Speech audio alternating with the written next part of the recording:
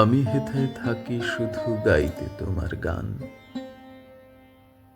দিও তোমার জগৎ সভায় এইটুকু মোর স্থান।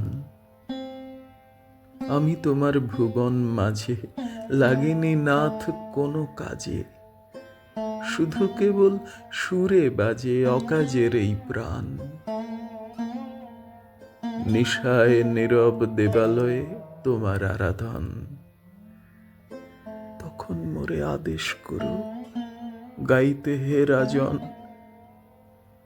ভোরে যখন আকাশ জুড়ে বাজবে বিনা সোনার সুরে, আমি যেন নারই দূরে, এই দিও মোর মান।